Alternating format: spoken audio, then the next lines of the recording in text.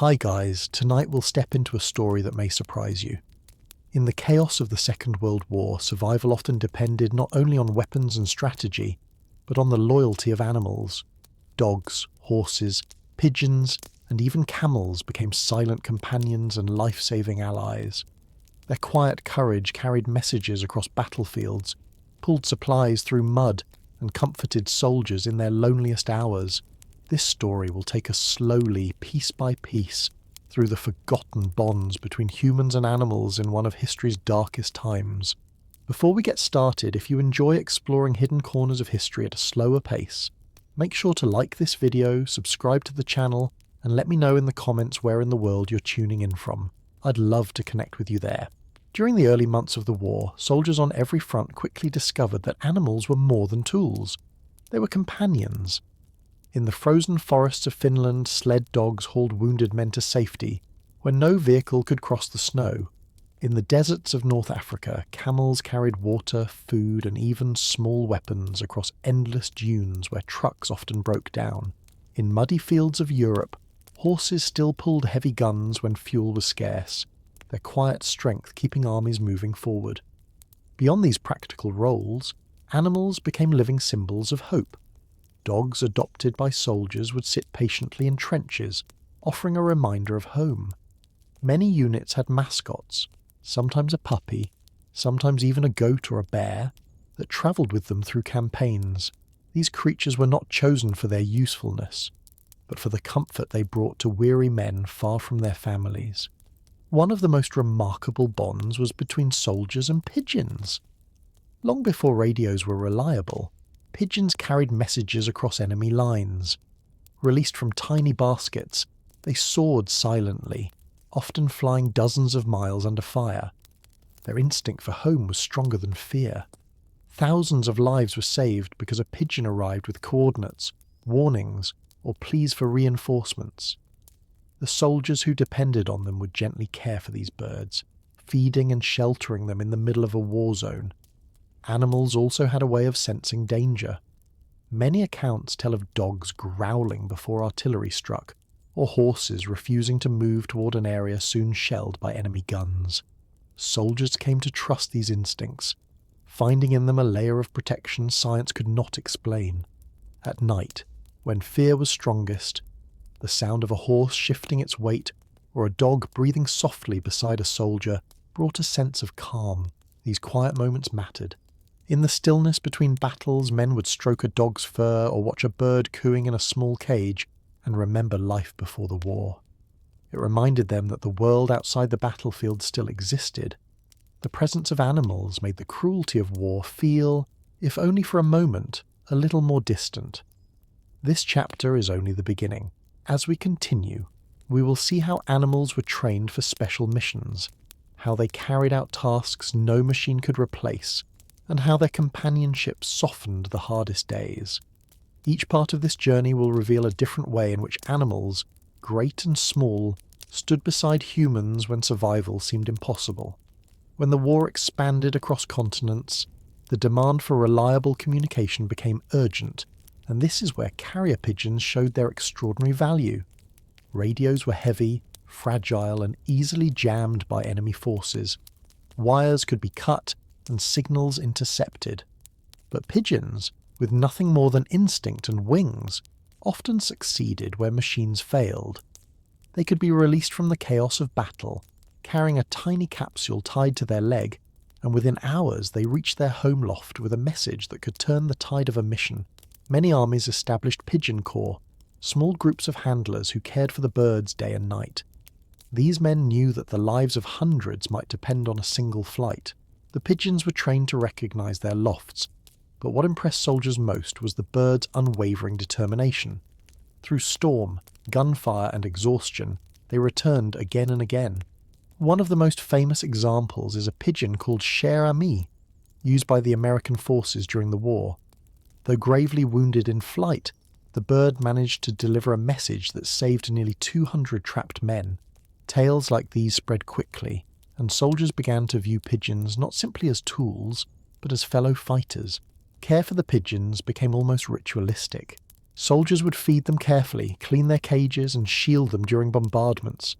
They spoke softly to them, as if the birds understood the weight they carried. The presence of these small creatures gave soldiers something tender to focus on, in an environment where tenderness was rare. A pigeon pecking quietly at grain, or resting with its feathers puffed, brought a sense of normalcy into camps torn apart by violence. It reminded men of the rhythms of life outside the front lines, where time moved with the rising and setting of the sun rather than the drum of artillery. Yet pigeons were not invincible, and their survival often depended on the devotion of their handlers. Some soldiers risked their own safety to release a bird in time, shielding it with their bodies until it could take flight. Watching it disappear into the sky was a moment of fragile hope, each soldier silently willing it to survive, to find its way, to carry their words through the air. These birds were tiny messengers, but they carried the weight of human lives. For soldiers who felt powerless in the chaos, simply knowing a pigeon had flown gave them strength. The bond between handler and bird was born not from affection alone, but from trust. And trust in war was a rare and precious thing.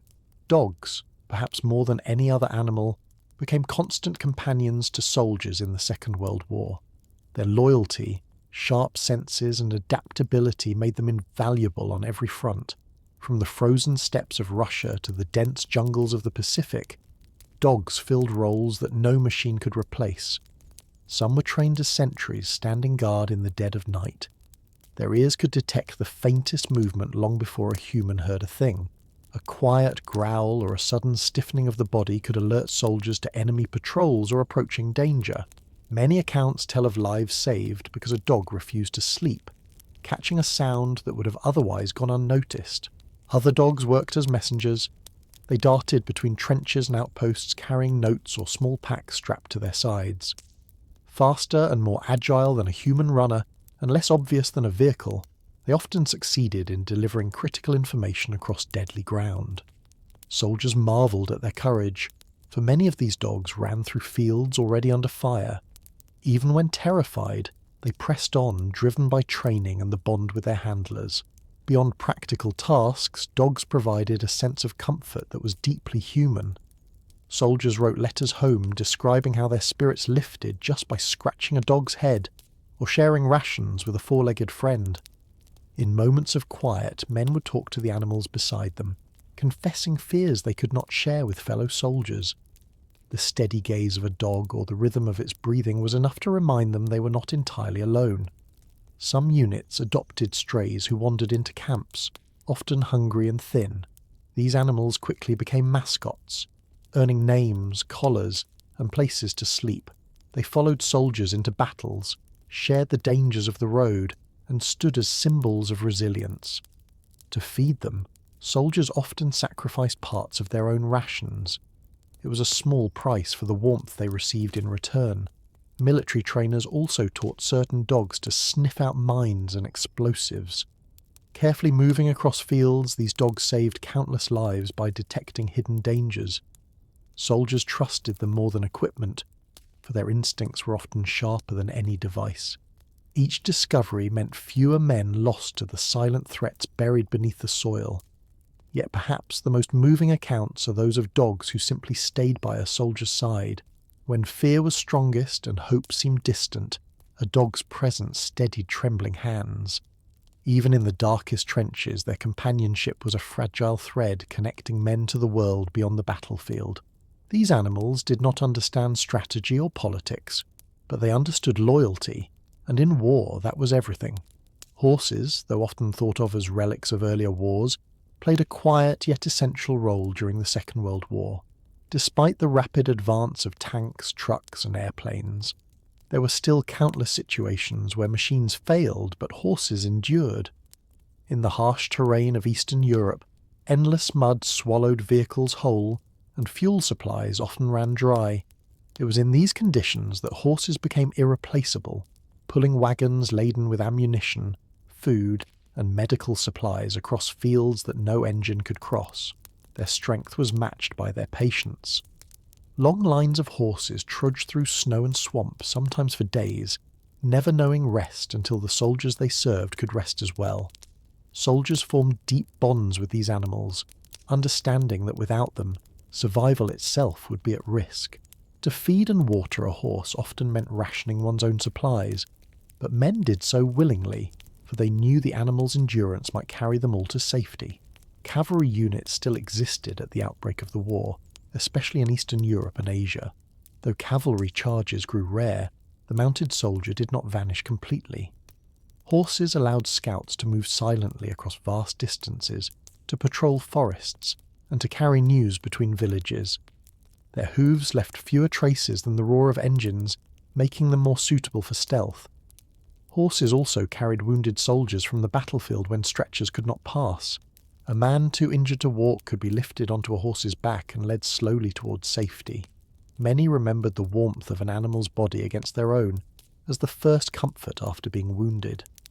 For men who believed they might never see another sunrise, the steady gait of a horse beneath them was a lifeline. Beyond practicality, horses had a calming effect on soldiers. Their quiet eyes and steady breathing offered reassurance during long nights of waiting. Soldiers spoke to them softly, grooming their manes and whispering secrets no comrade would ever hear. The act of brushing mud from a horse's flank or adjusting its saddle gave men a sense of purpose, a rhythm outside the violence of battle. Horses, unlike machines, responded with warmth and recognition. Their presence reminded soldiers of farms, villages, and home. Yet the hardships these animals endured were immense. They faced hunger, exhaustion, and the constant threat of bombardment. Still, they carried on, often collapsing only when their strength was truly spent. Soldiers mourned their losses deeply, for each fallen horse represented not just lost transport, but the end of a partnership. In letters and memoirs, men recalled the way a faithful animal kept moving through sleet, through smoke, through fire, never faltering until the task was done. Horses may not have received medals or parades, but their contribution was written in every supply delivered, every soldier carried, and every life saved by their endurance. In the silence of the battlefield, the sound of hooves striking the earth was a reminder that resilience did not always roar.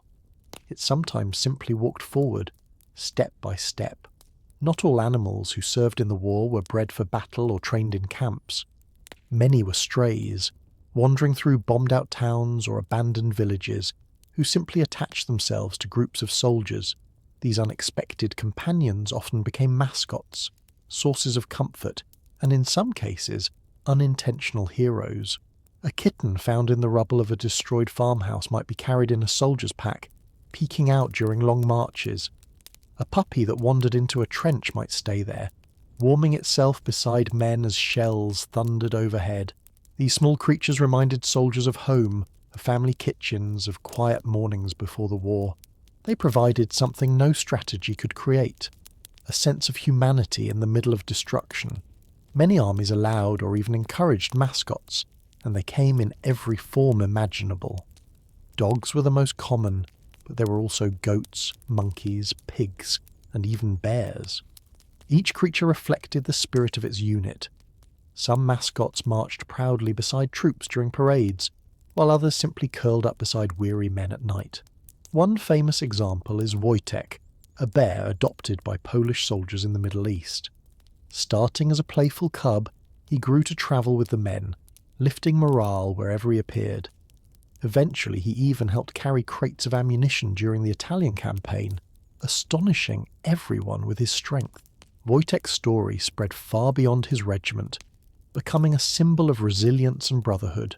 Soldiers often wrote about how mascots changed the atmosphere of a unit. The presence of an animal could ease tension, spark laughter, or soften despair. Feeding them scraps of rations became a ritual, and watching them play was a reminder that joy could exist even in the darkest times. For a moment, the war receded, replaced by the simple delight of a wagging tail, or a bird hopping about in the dust. These mascots also bridged cultural divides. Soldiers from different countries and languages found common ground in caring for them. A stray dog could unite a platoon, giving men a shared responsibility and a shared source of affection. They often became symbols of luck, and men believed their presence protected them. When a mascot was lost, Soldiers grieved as they would for a comrade. Letters home sometimes spoke of these animals more tenderly than battles, because they represented a part of life untouched by cruelty. In quiet moments, when soldiers thought of what they wanted to return to after the war, it was not medals or victories that filled their minds, but simple images of peace. The warmth of a dog resting by the fire, the sound of a cat purring, the memory of an animal that reminded them they were still human. These mascots never knew the grand scope of the war, but their presence touched lives in ways strategies and weapons never could. They carried no rifles, wore no uniforms, and yet their quiet companionship helped men endure. In the frozen winters of the Northern Front, sled dogs became lifelines. Where trucks stalled in snow and supply wagons sank into icy drifts, dogs could move with ease. They pulled sleds loaded with food, medical supplies, and sometimes even wounded soldiers, gliding over surfaces that wheels could never conquer. For men trapped in remote outposts, the sound of approaching sled dogs was as welcome as the sight of sunrise because it meant survival. Entire teams of huskies, malamutes, and mixed breeds carried out this work tirelessly, guided by handlers who understood their rhythms. These animals were bred for endurance, capable of travelling vast distances in brutal cold. Soldiers described how the dogs seemed to feel the urgency of their missions, straining against harnesses, breath steaming in the air, paws moving with determined speed. When danger came, their instincts often served as warnings. Handlers noticed that dogs would grow restless moments before an avalanche, or hesitate before crossing thin ice. Men came to trust these instincts, knowing that listening to their dogs could mean the difference between life and death. Beyond transport, sled dogs carried messages through regions unreachable by radio. They sped across forests and frozen lakes, carrying small pouches tied securely to their backs. Unlike machines, they did not break down in the cold, and unlike humans, they rarely lost their way. Their sense of direction was almost uncanny, guiding them home through blizzards when landmarks vanished into white haze. At night, dogs curled up together in the snow, sometimes joined by soldiers who sought warmth beside them. The bond was not only practical but deeply emotional. Soldiers fed them from their own meagre supplies, brushing snow from their fur, whispering encouragement before each journey. In the silence of endless winter, the presence of these animals gave men the courage to endure. Many soldiers later recalled that the dog's companionship made the difference between despair and determination. Some dogs became legends within their units, remembered for heroic runs that saved dozens of lives. One team reportedly delivered critical supplies to an isolated group of men who had been cut off for weeks, arriving half-starved but still pushing forward until the mission was complete. The gratitude of the soldiers was immense. They treated the animals as honoured comrades, not mere beasts of burden. In photographs from the era, sled dogs often appear with soldiers kneeling beside them, hands resting gently on their thick fur. Their eyes reflect exhaustion but also trust, as if they too understood the weight of what they carried. For men who faced endless nights of freezing wind and silence, these dogs were reminders that loyalty and courage could come on four legs, wrapped in fur, moving steadily through the snow toward hope. In the deserts of North Africa, the war introduced challenges far different from snow and ice. Here, heat and endless dunes tested soldiers to their limits, and once again, animals became the bridge between survival and collapse. Camels, with their patient strength and ability to endure long stretches without water, carried supplies across landscapes that defeated trucks and jeeps. Their padded feet moved silently over shifting sands where wheels would spin helplessly. Soldiers often joked about the awkward sway of a camel's walk, yet when thirst and exhaustion pressed down, they respected the animal's steady endurance. Caravans of camels carried water, ammunition, and food through sun-scorched terrain, often led by handlers who had lived with these creatures for generations. Their knowledge and partnership with the camels were priceless, for without them, many units would have perished far from supply lines. Horses struggled in this environment, and machinery overheated, but camels thrived. moving steadily with eyes half closed against the glare. Soldiers, unaccustomed to such animals, quickly learned their habits. They discovered how camels could sense hidden wells or patches of green in the desert. Following their instincts sometimes led men to life-saving water sources. At night, when temperatures dropped sharply, the animals provided warmth. Some soldiers slept close to them, their large bodies sheltering men from the biting chill of desert nights. Beyond their role as transport, camels carried wounded men over dunes, bringing them back to safety when medical vehicles could not reach. Soldiers recalled the strange comfort of riding high on a camel's back, swaying through moonlit sands, the rhythm almost dreamlike even amid the pain of injury. Though often seen as stubborn, camels were resilient and rarely faltered, even under heavy loads. Their endurance became a symbol of persistence in a theatre of war where conditions were unforgiving. The bond between soldiers and camels was quieter than with dogs or horses, but it was no less important. Soldiers learned to appreciate their silence, their slow chewing as they rested, their deep eyes reflecting patience. Feeding them, brushing their coats, or simply walking beside them gave men a sense of continuity, as though these creatures carried not just supplies but also fragments of calm across the desert. Many veterans later remembered the sight of a line of camels disappearing into the horizon as one of the most enduring images of the campaign. For men who faced blinding sun by day and freezing winds by night, the quiet steps of these animals became a heartbeat of survival.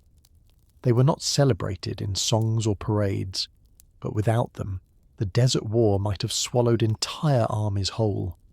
In the dense jungles of the Pacific, where heat, humidity, and thick undergrowth made every step a battle, animals once again proved their worth. Here, mules and pack animals carried supplies along narrow trails that no vehicle could navigate. The terrain was unforgiving. Mud clung to boots, vines snagged rifles, and insects filled the air with constant hum. Soldiers quickly realized that their survival depended on animals capable of moving quietly and steadily through the green labyrinth. Mules, smaller and more sure-footed than horses, were ideal for these missions. They carried crates of ammunition, radios, food, and medical supplies up steep hillsides and across streams swollen with rain. Unlike machines, they did not rust or stall in the wet, and unlike men, they never complained of exhaustion. Their calm strength gave soldiers a chance to focus on survival, knowing that the essentials followed behind on the backs of these patient creatures. Handlers often spoke of the animal's uncanny ability to find footing where humans slipped. A mule could balance on narrow ridges, step carefully across logs, and push forward where trucks would have sunk. Soldiers developed a deep respect for their endurance. Many remembered that without mules, isolated outposts would have starved or gone without ammunition at critical moments. Beyond transport, these animals provided something less tangible but equally important: companionship in an environment that seemed hostile to human life. Soldiers would brush their coats, talk to them softly during rest stops, and share pieces of fruit or biscuits. The gentle nudge of a muzzle or the flick of a tail was enough to break the suffocating sense of isolation that the jungle imposed. Some dogs also served in this theatre, trained to sniff out enemy positions or warn of ambushes hidden by thick vegetation. Their sharp senses often caught what human eyes missed: footsteps in the brush, movement in the trees, or the faint smell of danger. Soldiers trusted them implicitly, often following their lead without hesitation. At night, the jungle came alive with sounds: frogs, birds, and the rustle of unseen creatures. For many soldiers, the presence of their animals turned fear into calm. The slow breathing of a mule nearby or the steady posture of a watchful dog made the darkness feel less overwhelming. Even in the rain, when the forest dripped endlessly and spirits sank, caring for these animals gave soldiers purpose. The war in the Pacific is remembered for its harshness, yet within those jungles the quiet strength of mules and the loyalty of dogs gave men a fragile but vital sense of stability. They were the silent partners of soldiers, moving step by step through green shadows, carrying not only supplies but the fragile thread of hope. Across Europe, Another animal proved indispensable in keeping armies moving, the humble mule. Though often overlooked in grand accounts of the war, these sturdy creatures carried burdens that trucks could not manage, especially in mountainous regions. In the Alps, the Carpathians, and the rugged Balkans, mules hauled artillery pieces, food, and equipment up steep trails where wheels were useless. Soldiers marvelled at their balance, watching them climb rocky slopes with loads nearly as heavy as themselves. Unlike horses, mules rarely panicked under fire. Their calmness became an anchor in chaotic retreats or sudden ambushes. When explosions echoed through valleys, a mule might freeze briefly, then press forward, carrying its burden steadily. For soldiers, this reliability was priceless. The survival of entire units sometimes rested on whether mules could deliver supplies across impassable terrain. Handlers formed close bonds with them, speaking gently, brushing their coats, and rewarding them with bits of bread or fruit. Soldiers often admitted that caring for a mule gave them a sense of normal routine, something stable in a life torn apart by war. They trusted these animals, and in turn, the animals seemed to trust them. There are many accounts of mules refusing to abandon wounded men, standing still until help arrived. For soldiers too weak to walk, being lifted onto a mule's back often meant the difference between life and death. The animal's steady pace across narrow paths offered a chance at survival that no machine could replicate. Beyond their physical strength, mules gave soldiers a quiet sense of companionship. Their ears flicking at flies, their patient eyes, and the sound of hooves on stone became part of the daily rhythm of mountain campaigns. Soldiers remembered these details long after the war, recalling how the simple presence of a mule turned despair into determination. Mules did not receive medals or honours, but their service echoed in the stories of men who owed their lives to them. The memory of trudging beside a faithful animal, both weary yet unbroken, became a symbol of endurance. Many veterans later said that when everything else seemed to collapse, maps, orders, even morale, the steady steps of a mule reminded them to keep moving forward. In the silence of mountain passes, where snow-muffled sound and isolation pressed heavily, a mule's breath steaming in the cold air could be as reassuring as a human voice. These animals, unnoticed in most histories, carried not just supplies but also the fragile hope of survival, across Europe's highest and hardest ground. Among the lesser-known allies of soldiers during the war were elephants. In Southeast Asia, where rivers cut through jungles and monsoon rains turned the land into a maze of mud, elephants became vital workers. They carried timber to build bridges, hauled supplies through forests too dense for vehicles, and helped construct makeshift camps. Their sheer strength allowed them to move fallen trees, clear paths, and pull equipment that no group of men could manage alone. Soldiers unfamiliar with these animals were astonished by their intelligence and calmness. Handlers, often local villagers, guided them with quiet words and gentle tools, demonstrating a partnership built on trust. For troops struggling in foreign landscapes, watching this bond between man and elephant was both humbling and inspiring. Elephants also served as transport across rivers. With soldiers perched on their broad backs, they waded through strong currents that would have swept men away. Sometimes they even carried small cannons or radio equipment across, their bodies steady against the rushing water. To ride an elephant in wartime was surreal, a towering perspective above the chaos of jungle life, a moment that felt almost timeless. Beyond their physical power, elephants offered something less tangible, a sense of majesty. Their presence reminded soldiers that life was bigger than war, that the natural world held beings older and stronger than any human conflict. At night, when elephants settled into quiet groups, soldiers often sat nearby, listening to the deep rumble of their breathing, the slow movements of trunks gathering food. It was a sound that grounded men in the middle of uncertainty. These animals endured hardships too, hunger when supply lines failed, wounds from shrapnel, exhaustion from endless labour. Yet they pressed on, urged gently by handlers who treated them with respect. Soldiers noted how elephants seemed to understand commands with uncanny clarity, moving logs into position or kneeling to allow loads to be strapped on.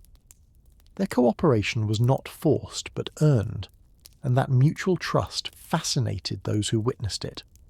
For some, the sight of elephants working side by side with humans symbolized resilience and unity across cultures. Men from distant nations, strangers to these creatures, came to rely on them and even admire them deeply.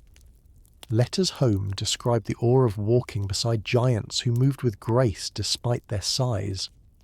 In a war defined by machines, the role of elephants stood out as something ancient yet enduring, a reminder that sometimes survival depended not on technology, but on timeless partnerships. For soldiers who passed through jungles and rivers with elephants as companions, the memory remained one of the most striking of their service. The steady strength of a creature who seemed carved from history itself, carrying them forward step by step. Horses and mules may have carried the weight of supplies, but another group of animals worked in ways far less visible, yet just as vital. Dogs trained to detect hidden dangers.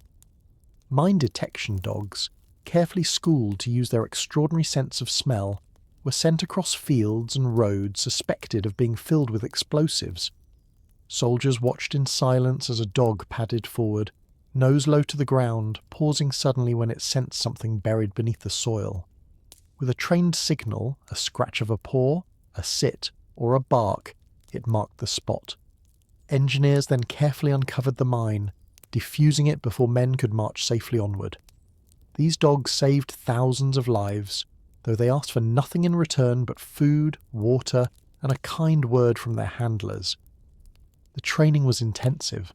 Handlers often formed lifelong bonds with their dogs, teaching them through patience and reward. The animals responded not only to commands but to the emotions of the men beside them. Soldiers noticed that dogs seemed to share their tension, their excitement, even their relief when a dangerous stretch of ground was cleared. For men who lived with constant uncertainty, the trust they placed in these animals was profound. In addition to mines, some dogs were trained to detect enemy positions by scent. They could catch the faint odour of uniforms, food, or gun oil carried on the wind, alerting soldiers to ambushes that human senses could not detect. Their ability to perceive danger before it revealed itself gave units a chance to prepare, saving lives in moments when seconds mattered. Yet beyond their specialised roles, these dogs remained companions. After long hours of careful work, they would curl beside their handlers, resting as any dog would, offering warmth and comfort in the midst of chaos. Soldiers often confess that speaking to a dog while waiting for dawn steadied their nerves more than any strategy or weapon. The quiet look of loyalty in a dog's eyes reminded them that not all in the world was hostile. These dogs worked in silence, often under fire, with no understanding of the greater war around them. Yet their contribution was immense, written not in medals or headlines, but in every soldier who marched safely across a cleared field. When soldiers remembered their service years later, it was often the image of a dog walking calmly through danger, tail steady, nose close to the earth, that lingered most. They represented not just courage, but trust. The trust between man and animal, fragile yet unbreakable even in the darkest of times. On the seas, animals played roles as vital as those on land. Naval vessels, often isolated for months at a time, carried mascots that became part of the crew. Cats, in particular, were prized on ships. Their natural hunting skills kept rat populations under control, protecting food supplies and even the ship's wiring from being gnawed away. But beyond their practical role, cats brought companionship. Sailors, far from families and land, found comfort in the presence of a small creature that purred softly in their bunks or wandered the deck with calm indifference to the war around them. The sight of a cat sunning itself on a gun turret or curled near the galley was enough to make life feel a little more human. Dogs also served at sea, though less commonly. Some ships adopted them as mascots, and they became beloved figures, often included in crew photographs. They learned routines, wagged their tails at shift changes, and seemed to share in the daily rhythm of life aboard the vessel. Their presence gave men a sense of stability, something alive and affectionate in a world otherwise filled with steel and salt water. There are stories of animals warning crews of danger before alarms rang. A restless cat pacing the deck or a dog barking suddenly in the night sometimes alerted sailors to approaching aircraft or submarines. Whether instinct or coincidence, men remembered these moments vividly, grateful for the unexpected watchfulness of their companions. Caring for animals also gave sailors responsibility outside of duty. Feeding, grooming, or playing with them offered a moment of relaxation. In cramped quarters where privacy was scarce and pressure constant, stroking a cat's fur or tossing a scrap to a dog became a ritual that grounded men in ordinary life. Some mascots travelled through entire campaigns, their names recorded in logs and their presence remembered decades later in veteran stories. The bond between sailor and animal could be as strong as that between soldiers on land. Letters home often included descriptions of these mascots, drawn in careful sketches or described in detail, as though their importance equalled any event of the voyage. When storms struck and waves battered the ship, animals endured alongside their human companions, huddled together in the same fear and the same hope of survival. They were not merely passengers, they were part of the crew. On endless seas where horizons seemed never to change, their presence reminded sailors of warmth, of home, and of the quiet persistence of life. Among the most remarkable animals of the war were those trained for search and rescue. After air raids reduced cities to rubble, dogs were sent into the ruins to locate survivors. Their small size and agility allowed them to slip through collapsed walls, broken beams, and piles of debris where human rescuers could not reach. Guided by scent and instinct, they barked to signal the presence of life beneath the ruins, giving rescuers precious time to dig before it was too late. In London, during the Blitz, these dogs became silent heroes. Bombs fell night after night, and entire streets were reduced to smoking ruins.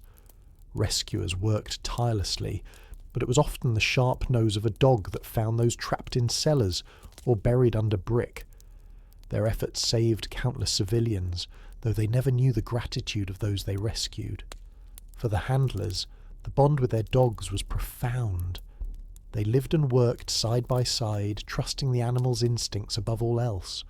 Soldiers and civilians alike marvelled at the courage of a dog crawling into darkness, tail wagging faintly, driven not by orders but by loyalty and the reward of a kind word. These missions were dangerous. Shattered glass, fire, and unstable structures threatened every step, and many animals were injured in their work. Yet they continued, guided only by the trust of their handlers. For the people of bombed cities, the sight of a dog leading rescuers to a hidden pocket of survivors was a rare glimpse of hope. Beyond the immediate rescue missions, these animals also provided emotional comfort. Children who had lost their homes found solace in stroking a dog's fur, and parents, weary and fearful, felt reassured by their presence. In shelters deep underground, animals helped calm frightened families, their quiet companionship cutting through the terror of distant explosions. Many of these rescue dogs became local legends. Stories of their work spread quickly, lifting morale in communities battered by nightly raids. People shared tales of brave animals who never hesitated, who returned again and again into the smoke and dust to pull life from death. While medals were sometimes awarded, the true honour was the gratitude etched in memory. For those who lived through those nights, the sound of a dog's bark in the ruins was unforgettable. It meant that someone was still alive, that hope had not been extinguished. In a war where destruction seemed endless, these animals embodied resilience and compassion, proving that courage came in many forms and often on four legs. In addition to dogs, birds beyond pigeons played quiet yet memorable roles during the war. Canaries, long used in mining to detect poisonous gases, were sometimes brought into tunnels and bunkers where soldiers feared chemical attacks. Their sensitivity to air quality gave men a chance to react before it was too late, an early warning system that saved lives. While the large-scale use of poison gas had largely ended after the First World War, the fear remained, and the presence of a small bird in a cage offered reassurance. Soldiers checked on them constantly, their fragile lives symbolising the thin line between safety and danger. Beyond practical roles, many birds became mascots in camps. Parrots and songbirds, often found in markets or gifted by locals, were kept by units for companionship. Their bright colours and mimicry brought laughter into otherwise grim environments. Soldiers remembered teaching parrots to whistle regimental tunes, or hearing a bird chatter as if it too were part of the company. In moments of fear and boredom, this light-heartedness mattered deeply. Caring for these delicate creatures gave soldiers a reason to smile. Feeding them scraps of fruit, cleaning their cages and listening to their songs became rituals of calm. In shelters, their singing often competed with the distant rumble of guns, reminding men that beauty could exist even in war. The symbolism of flight also carried meaning. Watching a bird soar above the battlefield made soldiers think of freedom, of skies unmarked by conflict. Some wrote in letters home that the sight of wings cutting through smoke gave them hope that life would eventually return to normal. Birds seemed untouched by the madness below, moving as they always had, obeying only nature's rhythms. Pigeons remained the most famous, but even common sparrows nesting in ruined buildings brought comfort. Soldiers noticed their persistence, building nests among rubble, feeding chicks amid shattered streets. This resilience mirrored the determination of people to endure and rebuild. To many, the survival of birds in war zones became a quiet symbol that life, no matter how battered, would continue. While their contributions were small compared to dogs, horses, or mules, the presence of birds left a mark on memory. In diaries and memoirs, men often wrote of a morning when birdsong was heard after a long night of shelling, or of a parrot repeating phrases that made soldiers laugh until tears fell. These small companions could not change battles, but they changed the hearts of those who fought them. In a world darkened by war, the flutter of wings and the sound of song brought light, reminding men that not everything had been consumed by destruction. While much of the world remembers the great machines of the Second World War, tanks, planes, and battleships, those who lived through it often carried quieter memories of animals who worked in silence. Among the most touching were the therapy and comfort animals that accompanied hospitals and recovery centres. Dogs, in particular, were welcomed into military hospitals to sit beside wounded men, their presence easing pain in ways medicine alone could not. Nurses noted how a soldier's pulse would steady when a dog rested its head on the bed, how eyes clouded by fear lit up at the sight of wagging tails. These moments did not make headlines, but for those lying between life and death, they mattered more than anyone could measure. Some dogs were trained to visit regularly, brought in by handlers who understood the healing effect of companionship. The soft weight of a paw on a blanket, the gentle warmth of fur against an injured arm, these small comforts gave men strength to endure long recoveries. Many soldiers later admitted that they spoke to these animals more openly than to their doctors or fellow patients, sharing their fears of going home, their guilt about surviving, or their longing for families. The animals listened without judgment, offering only presence, and that was enough. Cats too found their way into hospitals. They curled at the feet of beds, purring softly, their vibrations believed to ease anxiety and even pain. In makeshift field hospitals, cats chased away rats and provided a sense of normalcy. Nurses often described how their presence turned sterile tents into spaces that felt more like homes. For men torn from the familiar, this was a fragile but vital thread to humanity. Horses also played a role in recovery. In rural areas, convalescent soldiers were encouraged to walk, groom, or ride gentle horses as part of their rehabilitation. The steady rhythm of a horse's gait built strength in wounded bodies and confidence in shaken minds. Soldiers found peace in brushing coats, braiding manes, or simply standing beside a large, calm animal that radiated patience. These quiet interactions reminded them of fields and farms, of childhoods untouched by war. Animals not only comforted but inspired. Stories of mascots, of rescue dogs, of pigeons who carried messages through fire, circulated in hospitals, giving wounded men courage. Knowing that even animals had given everything for survival helped soldiers find meaning in their own struggles. In the silence between operations and treatments, a soldier might feel a warm body beside him, hear the soft sigh of an animal at rest, and remember that life was still kind in small ways. These moments of peace stitched together the will to heal. For countless men, recovery was not just about medicine. It was about remembering what it felt like to be human. And in that, animals played a role greater than any weapon or machine. Among the most extraordinary animal stories of the war are those of individuals who became legends in their own right. One such tale is that of Stubby, a stray dog who became the mascot of an American regiment. Though his service began in the First World War, his story lived on into the Second as inspiration. In the New War, soldiers across nations adopted similar strays, some of whom grew famous within their units for acts of courage or simple loyalty. These animals were written into diaries, painted on the sides of vehicles, and remembered in photographs carried home.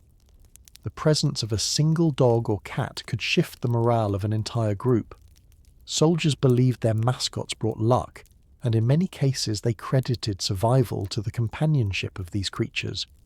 Perhaps the most famous story of the Second World War is that of Wojtek, the bear who served with the Polish II Corps.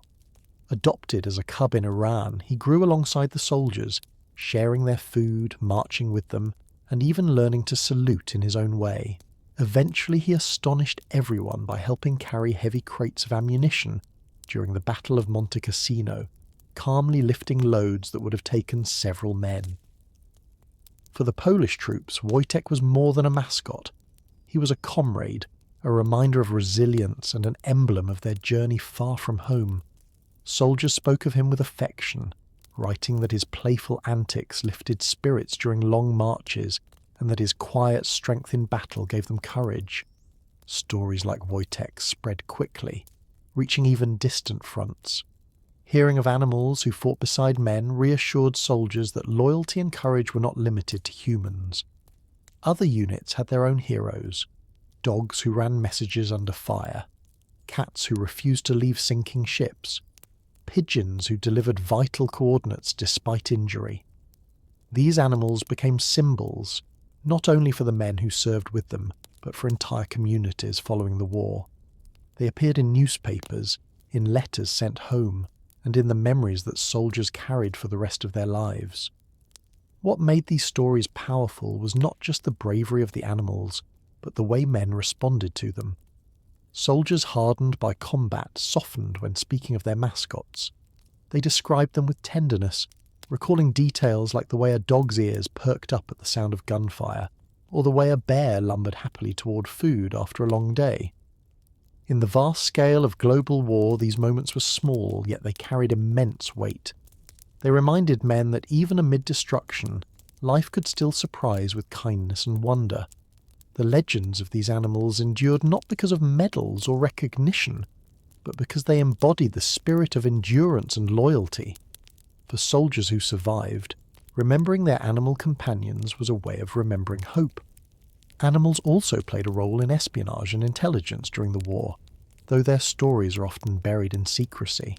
Pigeons, already celebrated for carrying battlefield messages, were recruited for special missions far behind enemy lines. Intelligence agencies trained them to fly long distances with small cameras strapped to their bodies, capturing photographs of enemy positions as they soared quietly overhead. Though the cameras were primitive, the images they returned sometimes revealed valuable details about troop movements, supply lines, and fortifications. The pigeons, unaware of the significance of their flights, simply followed their instincts home. Yet their work added pieces to the vast puzzle of intelligence. Dogs, too, found their way into clandestine operations. Some were trained to deliver secret messages across borders, carrying slips of paper hidden in collars or small pouches. Their unassuming appearance made them less suspicious than human couriers, and their loyalty ensured they would find their way back. In rural areas of occupied Europe, resistance groups often relied on these animals to pass information between villages and forest camps. Their presence allowed communication in places where radios risked detection and capture. Horses also supported underground efforts, particularly in regions where movement was monitored. Farmers sympathetic to resistance causes used their horses to transport weapons or supplies hidden in hay carts or barrels. Soldiers later recalled how a calm horse pulling a simple wagon could conceal a lifeline of ammunition, food, or medicine. The trust in these animals was absolute, for discovery meant certain death. Even smaller creatures had roles. There are accounts of cats being used to carry tiny notes through ruined streets, slipping unnoticed where humans could not. Though their part in espionage was limited, the idea reflected how deeply people trusted the instincts and stealth of animals when survival was at stake. These unusual missions highlighted the creativity born of desperation. In a world where technology could be jammed or intercepted, animals provided a natural silent alternative. Their involvement blurred the line between companion and soldier, making them part of struggles usually reserved for humans.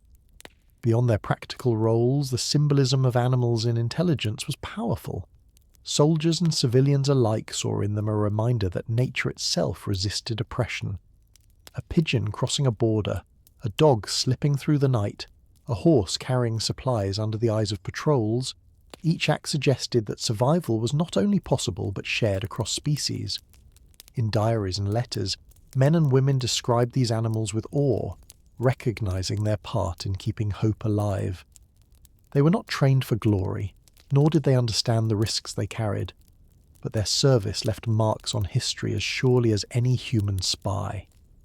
In the quiet corners of war, these creatures became shadows of freedom, moving silently yet carrying weight beyond measure. Beyond the fields of battle and the shadowed work of intelligence, animals played an equally profound role in sustaining morale.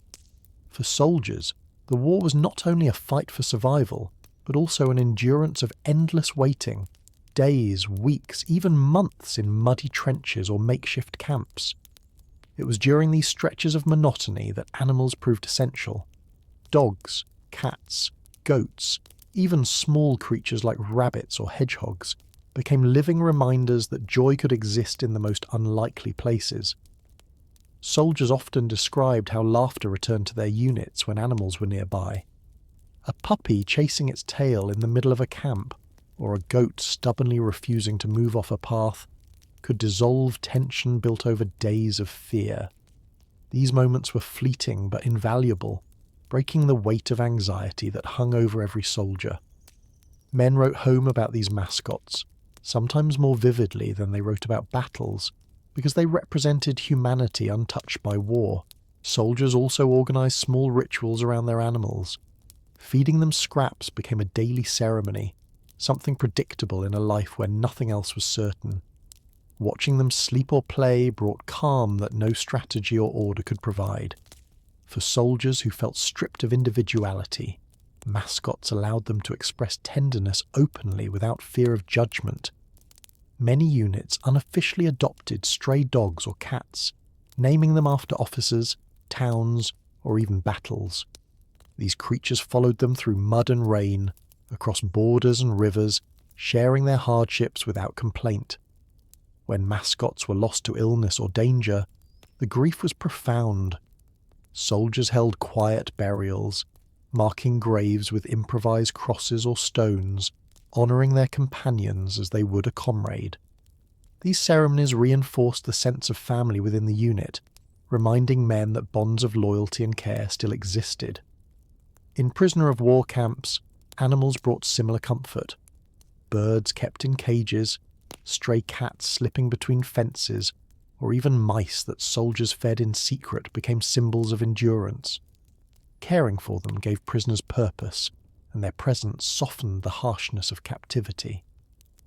For men denied freedom, the companionship of an animal whispered that the outside world was still alive. Even generals recognized the value of mascots. They tolerated them, sometimes even encouraged them, knowing that morale was as important as ammunition. A cheerful unit could fight longer, endure more, and hold together when exhaustion threatened to break them apart. Animals offered that spark of cheer.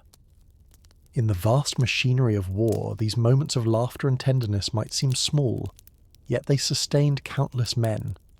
For many veterans, the memory of their wartime companions outlasted the memory of strategies or weapons.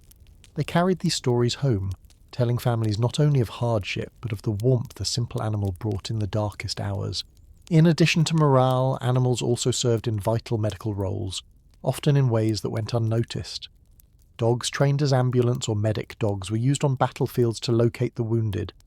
Their keen noses allowed them to detect men lying hidden in tall grass, in trenches or beneath rubble. Once they found a soldier, they barked, tugged at clothing, or carried small satchels containing bandages and morphine.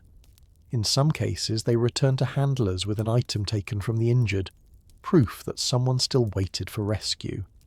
Soldiers spoke of the relief they felt when a dog appeared beside them, nudging their hand or licking their face, reminding them they were not alone. These dogs did not distinguish between friend and foe. They simply sought life. Their neutrality became a quiet form of mercy, and countless lives, on all sides, were saved because of them. Horses and mules also played medical roles. In areas where ambulances could not pass, they carried stretchers or dragged carts filled with wounded men. The sight of a horse slowly pulling a wagon of injured soldiers through mud was both heartbreaking and hopeful. It meant that survival was still possible, that men would reach doctors and care. For the wounded, the rocking motion of an animal's gait was painful yet life-saving. Camels, too, performed this work in deserts, their broad backs carrying men across dunes where no other transport could travel. Even pigeons assisted medicine in their own way, flying with urgent requests for supplies or surgeons. In field hospitals, cats earned gratitude for controlling rats that threatened already scarce food and carried disease. Nurses often wrote of how their presence kept hospitals cleaner and morale higher, their purring breaking the silence of long nights. Children in civilian hospitals, injured during bombings, found comfort in stroking these cats, holding on to something warm and alive in a world torn apart. The emotional impact of these medical animals was as important as their practical service. Soldiers who saw a dog searching through smoke or a horse kneeling patiently beside stretchers felt reassured that care was near. In diaries, many wrote that these animals seemed like angels in disguise, sent to guide them back to life. Though they could not speak or understand the enormity of war, their actions bridged the gap between despair and hope. After the war, veterans often remembered these moments with gratitude. They recalled not only the doctors and nurses who treated them, but also the animals who reached them first, who refused to abandon them in the mud, rubble or sand. These memories lived on as proof that in the darkest places compassion could arrive on four legs, with fur or feathers, offering a lifeline when all else seemed lost. While animals served in practical and medical roles, they also became powerful symbols used in propaganda and morale campaigns. Governments quickly realized that stories of loyal dogs, brave horses, or tireless pigeons could inspire civilians as much as soldiers. Posters depicted animals as comrades in arms, urging people to donate, to volunteer, or to believe in ultimate victory. In Britain, images of pigeons carrying messages through storm clouds, or dogs guarding homes appeared on walls and in newspapers, reminding citizens that even the smallest creatures contributed to survival. In the United States, films and articles celebrated the heroism of service animals, describing their feats in ways that lifted spirits during dark days. These stories gave war a more human face, softening its brutality with tales of loyalty and sacrifice. Families who had lost sons and fathers found comfort in hearing of animals who stood beside them, almost as if the world itself fought alongside humanity. Soldiers at the front read about these same stories, and though they knew the hardships behind them, they too felt pride. Knowing that their mascots, their pigeons or their working horses were honoured back home connected them to loved ones far away. The recognition of animals became recognition of the soldiers themselves, their efforts reflected in the creatures who shared their burdens. Axis powers also used animals in propaganda. Images of strong horses or loyal dogs appeared in posters, symbolising strength, discipline, and tradition. Even in the harshest regimes, the bond between man and animal was acknowledged as something inspiring. Yet beyond posters and speeches, the true power of these symbols came from lived experience. A soldier might smile at a poster of a pigeon, but his belief in that symbol came from watching a real bird disappear into the sky with a message that could save lives. Propaganda only amplified what men already knew, that animals were not just companions but partners in survival. Civilians, too, contributed by donating pets for service. Many families reluctantly gave up dogs to be trained as messengers or sentries. Letters sometimes arrived months later, telling them how their dog had saved soldiers, bringing both pride and sorrow. These stories wove animals into the collective memory of nations at war. After victory, parades occasionally included animals who had served, walking alongside troops, wearing small decorations or insignia. Crowds cheered them, recognizing that their contribution, though silent, was real. They had carried messages, hauled supplies, calmed fears, and in doing so, they had carried hope itself. Propaganda turned them into heroes, but for those who had lived with them, no exaggeration was needed. The truth of their service was powerful enough. In occupied towns and villages, animals often became silent allies of civilians caught in the middle of war. Families who had little left still found ways to share food with a loyal dog or cat, and in return, those animals gave warning of danger. Stories tell of dogs barking furiously at approaching patrols, giving people precious moments to hide, or cats darting toward basements before an air raid siren sounded, their instincts sharper than human senses. These small acts of survival mattered, and civilians treasured them. Farm animals, too, played critical roles. Chickens, goats, and cows provided eggs, milk, and meat in times when rations were scarce. A single goat could keep a family nourished through harsh winters, its milk sustaining children who would otherwise have gone hungry. Families often risked punishment by hiding livestock from occupying forces, treating them as both food and family. The quiet presence of these animals symbolized resilience. Horses in villages transported supplies for underground movements, sometimes pulling carts filled with secret radios, or food for partisans hiding in forests. Locals spoke of guiding their animals carefully through back roads at night, whispering to keep them calm. The trust between human and animal was essential. A startled whinny at the wrong moment could mean discovery and death. In forests, partisans themselves often kept dogs for protection and companionship. These animals served as guards, warning of enemy approaches with growls or pricked ears. They lived in the same harsh conditions, cold, hunger, and constant danger, yet their loyalty never wavered.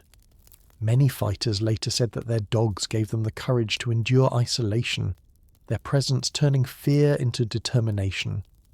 Even small creatures like rabbits or birds became symbols of normalcy for civilians. Children raised pigeons secretly, watching them fly into skies filled with smoke. Their survival reminded families that life would continue, even when everything else seemed broken. In bombed cities, cats became beloved not only for catching rats, but for bringing calm.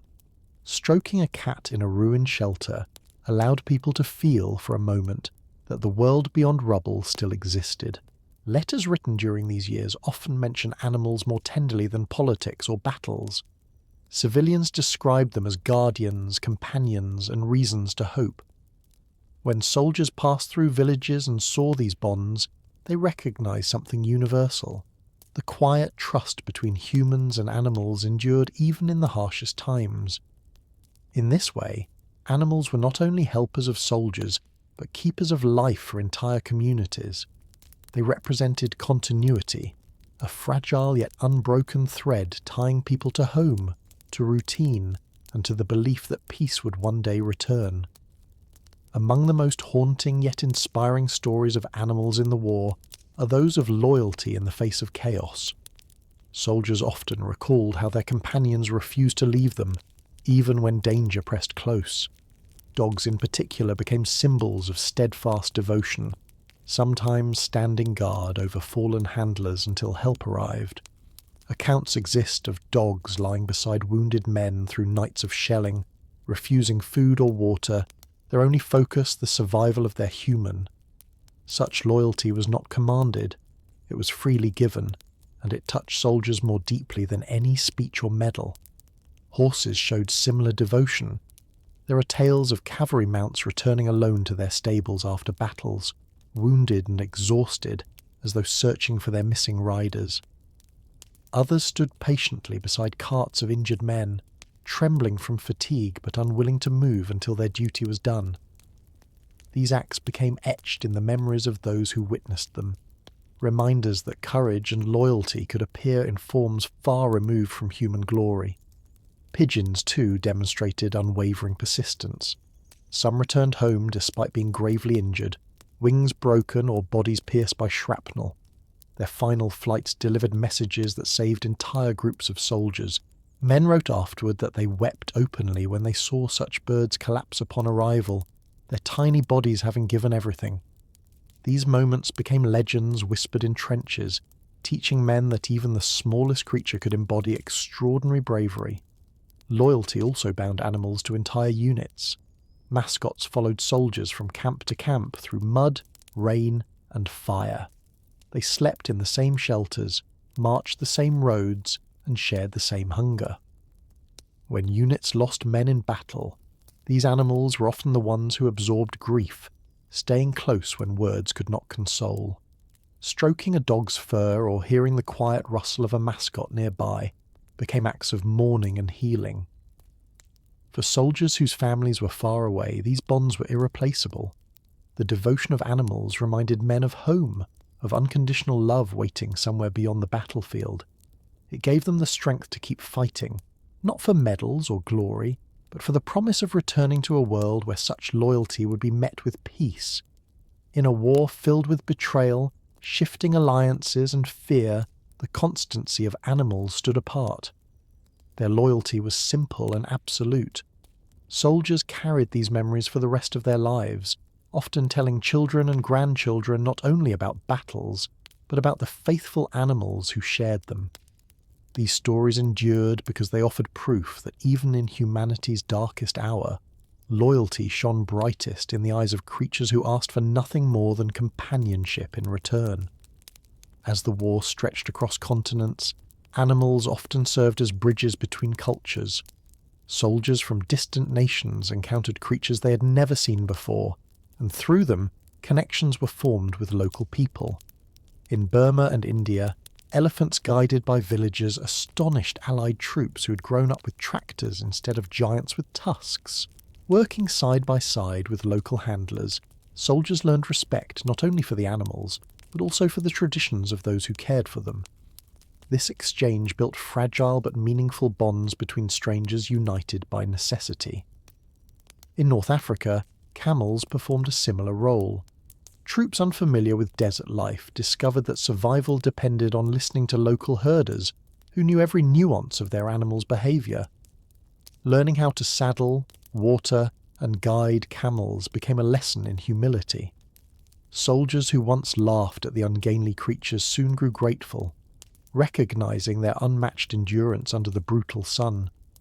These shared tasks created friendships across language barriers, proving that care for animals could bridge human divides.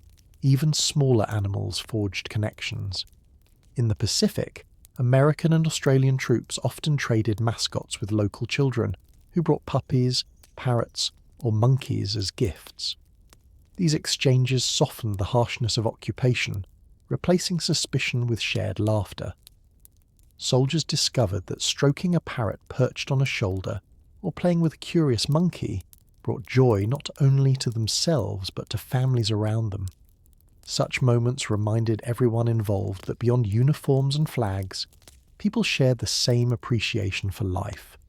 Horses, long a symbol of tradition in Europe, also carried meaning across cultures. Soviet soldiers cared for their mounts with the same devotion as German or Polish troops, and though enemies on the battlefield, the image of men tending to tired animals was universal. Prisoners of war sometimes found unexpected kindness when guards allowed them to feed or groom horses, granting a sense of dignity in captivity. The animals became neutral ground where even hostility could soften for a moment. Letters sent home reflected these encounters. Soldiers described exotic creatures with awe, sketching elephants in jungles or camels against sunsets, sharing their wonder with families thousands of miles away. For civilians reading these accounts, animals became part of the global story of the war, a reminder that despite destruction, there was still room for discovery, learning, and connection. In a conflict that divided nations, animals often became threads that tied people together. They stood as reminders that loyalty, care, and respect were not bound by borders. Whether giant or small, familiar or strange, their presence carried lessons that endured long after battles ended, that in caring for creatures, humans could find common ground, even in the heart of war. As the war neared its later years, the bond between soldiers and animals deepened further, shaped by exhaustion and longing for home. Men who had marched for years across foreign lands found in animals not just helpers but companions who seemed to share the weight of endless struggle. In foxholes and camps, soldiers often whispered that their dog or horse understood them better than anyone else. The animals listened without judgment, offered comfort without words, and never asked for explanations. In return, soldiers cared for them with devotion, sharing scarce food, building makeshift shelters, and protecting them from harm whenever possible. Letters from the front reveal the tenderness of these bonds. A soldier might write pages about a dog's antics before mentioning the battles of the week, or describe how brushing a horse's mane reminded him of evenings on a farm far away. These details mattered, because they carried fragments of normal life into a world consumed by war. Families who received such letters often felt reassured. If their loved one could still find joy in the company of an animal, perhaps he had not been entirely lost to the darkness of conflict. For some, animals became the last link to humanity. Men who had seen friends fall and cities burn held onto their mascots as proof that gentleness still existed. The wag of a tail, the purr of a cat, the steady gaze of a mule, all of these were threads binding them to the world they hoped to return to. In a sense, animals became living promises of the peace that lay ahead, reminders that life could once again be ordinary. These relationships were not one-sided. Animals, too, seemed to thrive on the affection of their human companions. Dogs greeted soldiers with excitement even after the longest marches, cats curled close in shelters despite the noise of bombardments, and horses leaned their heavy heads against tired men, offering silent solidarity. This mutual care created a form of resilience that no weapon could provide. Veterans later remembered these moments with surprising clarity. Decades after the war, they could recall the name of a dog, the colour of a horse's coat, or the sound of a bird singing in a ruined street. These memories endured because they represented the human side of war, the part that resisted being swallowed by violence. While battles and strategies faded into history books, the companionship of animals lived on in the hearts of those who survived. They were not statistics, nor were they forgotten. For many veterans, their animal companions symbolised hope itself, the quiet, enduring hope that carried them through to the day the war would finally end. When peace finally began to dawn in 1945, animals who had served through years of hardship found themselves at a crossroads alongside the men they had supported. Some were officially discharged, returned to civilian life as quietly as they had entered the war. Dogs trained for message work or mine detection were often adopted by their handlers, who could not bear to part with them. Families welcomed these companions into homes where they traded battlefields for gardens and fields. Veterans spoke of how caring for their wartime animals eased the difficult transition back to civilian life, giving them continuity between two worlds that otherwise felt impossibly far apart. Horses and mules, however, often returned to farms, where their labour was once again tied to ploughing fields instead of carrying ammunition. Farmers spoke with pride of their animal service, sometimes painting stories of resilience that they passed down for generations. Camels and elephants were returned to their handlers in deserts and jungles, where they resumed traditional roles, their strength no longer demanded by foreign armies. Mascots, too, became legends. Some appeared in parades, wearing small uniforms or insignia, celebrated by the communities that had followed their stories in newspapers. Wojtek the bear, for example, lived out his days in a zoo, visited by veterans who had once marched beside him. Children who had grown up hearing tales of him could now see the living reminder of resilience. Pigeons, though less visible after the war, were honoured with medals and monuments in several countries. Their service was recognised not only by soldiers, but by civilians who understood that without their flights, countless lives might have been lost. For many, the image of a pigeon soaring through gunfire remained as heroic as any pilot in the sky. Yet for every animal celebrated, thousands more faded into quiet memory. Soldiers who had marched beside nameless horses or shared rations with stray dogs carried their stories privately, telling them only to family years later. These accounts revealed the depth of affection and gratitude that endured long after uniforms were folded away. The legacy of these animals was not written solely in official records, but in the hearts of those who survived. They reminded people that courage, loyalty, and compassion had not been extinguished even in the darkest years. In rebuilding homes and nations, veterans often spoke of their companions as proof that life had always been worth fighting for. As peace settled over ruined cities and scarred landscapes, the memory of animals who had walked, flown, and worked beside humanity lingered. They were not forgotten tools of war, but enduring symbols of hope, carried forward into the new world that their service had helped to make possible. The legacy of animals in the Second World War did not end with their service. It carried forward into the way nations remembered them. Memorials began to appear, sometimes modest plaques, sometimes statues in public squares, honouring not only the soldiers but the creatures who had marched beside them. In London, pigeons and dogs were awarded medals for bravery, their names engraved alongside those of human heroes. These gestures reflected a growing recognition that survival had been shared across species, that the courage of animals had been as real and as vital as that of men. In schools and homes, stories of wartime animals were told to children, shaping how new generations understood sacrifice. Parents described the loyalty of dogs who found wounded soldiers, or the endurance of horses who carried supplies through endless mud. These tales softened the harshness of war, offering examples of loyalty and kindness amid destruction. They reminded children that even in humanity's darkest hour, compassion could survive. Writers and filmmakers also turned to these stories. Novels and films featured mascots, carrier pigeons, and rescue dogs, weaving them into narratives of endurance and hope. Audiences responded with warmth, perhaps because these stories humanized the war in ways that grand battles could not. They showed ordinary men and ordinary animals finding strength together, and that intimacy resonated across borders. Veterans themselves often led efforts to commemorate their animal companions.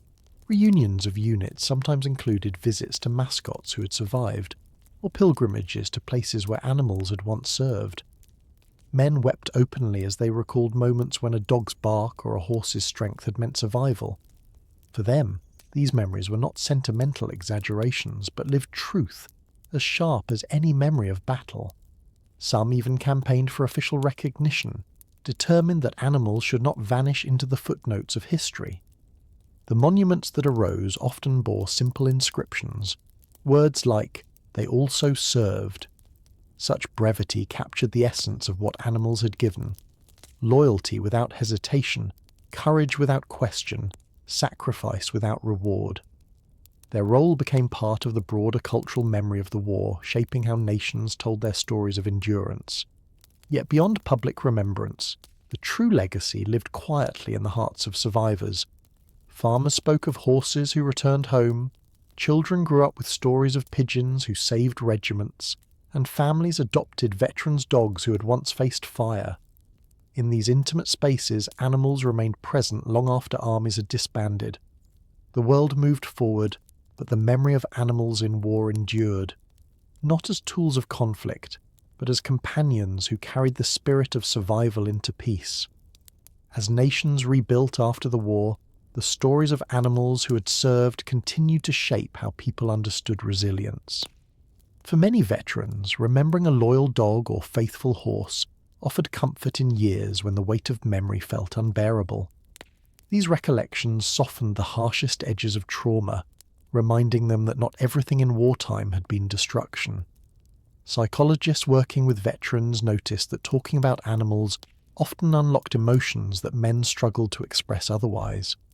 A soldier might hesitate to speak of battle but describe in detail the way a dog slept at his feet, or how a mule carried him out of danger. Through these stories, grief and gratitude emerged side by side, helping men heal. Communities also embraced these memories. In rural villages, animals that had once carried supplies returned to farms, where locals proudly told neighbours, "This horse helped feed soldiers," or "This dog once guarded our camp." Such declarations kept history alive in personal, tangible ways. These animals became local legends, their stories passed down at kitchen tables and community gatherings. Museums and archives began to collect artifacts connected to them. Collars, harnesses, medals, even feathers from carrier pigeons. Each object became a testament to the bond between species, a physical reminder that survival was never a human achievement alone. Children visiting these exhibits often felt awe, realizing that war was not only fought with guns and tanks, but also with wings, hooves, and paws. The presence of animals in history broadened their understanding of courage. Internationally, stories crossed borders. Soldiers from different nations discovered that their experiences were mirrored. A British veteran spoke of pigeons, a Russian remembered horses, an American recalled dogs, and all recognized the same loyalty. This common thread reminded former enemies of shared humanity. Animals, neutral and innocent, became bridges even in memory, softening divisions that politics could not erase.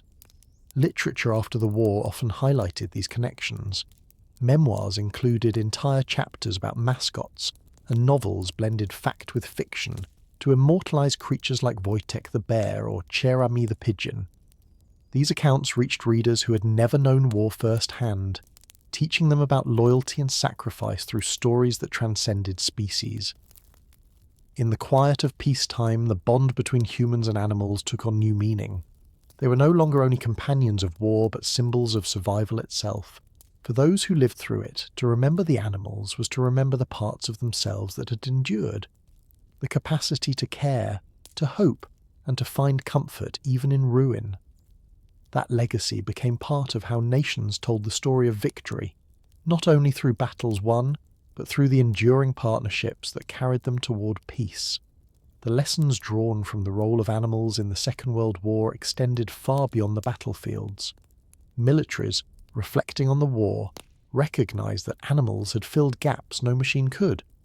They had carried loads across terrain where vehicles failed, sensed dangers invisible to humans, and provided companionship that no strategy could replace. In planning for the future, armies studied these contributions carefully. Manuals were written about the training of messenger dogs, mine detection animals, and carrier pigeons, ensuring that their knowledge would not be lost. Even in an age of growing technology, commanders understood that instinct, loyalty, and resilience could not always be replicated by machines. Civilians, too, carried lessons forward. Families who had given their pets to the war effort spoke for decades about their pride and sorrow, teaching children that sacrifice was not limited to people. Schools told stories of animals who had become heroes, embedding in young minds the values of courage and compassion. These tales shaped attitudes toward animals after the war, encouraging movements for their protection and recognition. The idea that animals were partners rather than property gained ground, strengthened by memories of their service. In many countries, organisations that had trained animals during the war shifted toward peacetime roles.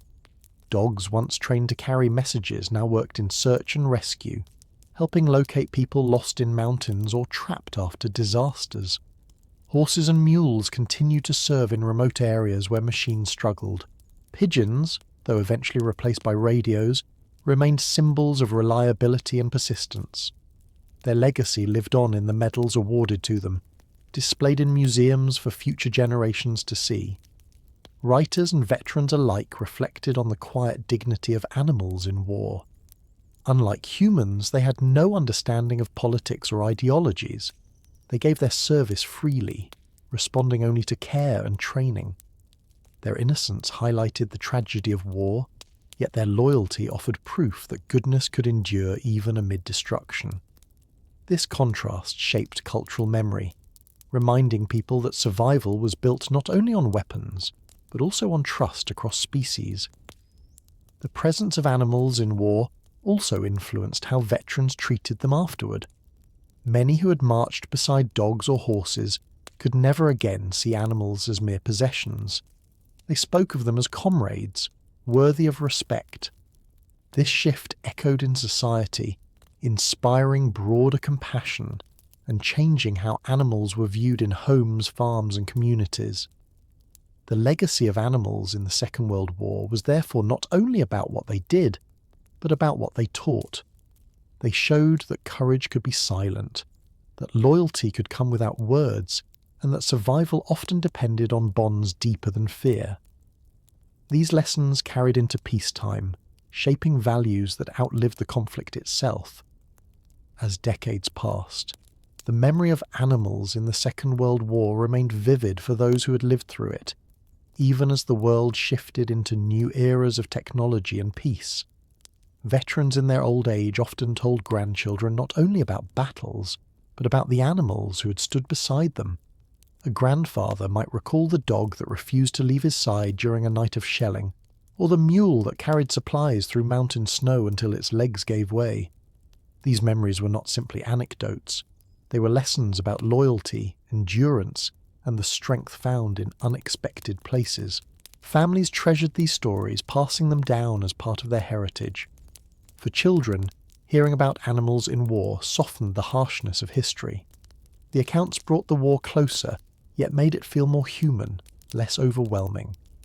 They revealed that even in moments of horror, kindness had survived. This intergenerational storytelling kept the legacy alive long after official records faded. Communities also found ways to honour animals locally. Some villages erected small statues of horses or dogs, not grand memorials but humble acknowledgements of service. Schools held lessons about famous animal heroes, showing pictures of pigeons with tiny message capsules or bears carrying crates. Museums displayed worn saddles, service collars, and black and white photographs of mascots perched proudly beside their units. Visitors often lingered at these exhibits longer than at weapons or maps, drawn to the simple humanity reflected in the eyes of the animals captured on film. Writers and historians began to recognize that the history of war was incomplete without these companions. Books dedicated entire chapters to their roles, and documentaries included interviews with veterans who wept when remembering a dog's bark or a horse's steady pace. These accounts revealed that for many, the memory of animals was among the clearest and most enduring images of the war. Even as nations built faster planes and stronger tanks, the reminder of animals' service tempered pride in technology, with respect for nature's quiet contributions. Their stories also influenced post-war movements for animal welfare. Knowing that creatures had served and suffered alongside humans gave moral weight to calls for better treatment and recognition. Societies began to see animals less as tools and more as partners, worthy of gratitude and care. The war, with all its devastation, had revealed something profound. Survival depended not only on human courage, but on bonds that reached across species. This realization endured into peace, shaping how people treated animals in everyday life. Though the war ended long ago, its animal heroes lived on in memory, in monuments, and in the unspoken understanding that humanity owed them more than words could ever repay. As the story of the Second World War closes, it is impossible to separate the human struggle from the animal presence that shaped it. From the first days of conflict to the final marches home, animals carried burdens, delivered messages, gave warnings, and, perhaps most importantly, restored fragments of humanity where it seemed lost. Their roles were practical, yes, but their impact was far deeper. They reminded soldiers and civilians alike that life was not entirely consumed by destruction. A wagging tail in a trench, the flutter of wings in a ruined city, the steady strength of hooves on frozen roads, all were signals that kindness and endurance still existed. In reflecting on their service, we see that animals were more than tools of war. They were companions, healers, and silent heroes. They stood beside men without asking why the world had fallen into chaos, and in doing so they offered something no weapon could: loyalty without hesitation, courage without fear, and comfort without condition. For soldiers who returned home, the memory of their animal companions often shone brighter than the memory of battles. They spoke of dogs who shielded them from loneliness, of horses who carried them to safety, of pigeons who flew through fire with the weight of hope tied to their legs. These memories were not romantic embellishments. They were truths carried in the hearts of those who survived. Today, monuments and medals bear witness to this partnership, yet the truest memorial lies in the stories passed down through families and communities. To remember the animals is to remember the humanity they protected in those who cared for them. They taught us that survival is not only about strength or strategy, but about connection between people, between nations, and between species. The Second World War reshaped the world, but within its darkest years, animals showed that compassion and loyalty endure even under fire. As we honour the soldiers who fought and the civilians who endured, we must also honour the creatures who walked, flew, and worked beside them. Their service was silent, but it was profound. They reminded a fractured world that courage can come on four legs, with wings, with patience, and with trust. And as long as their stories are told, they will never be forgotten.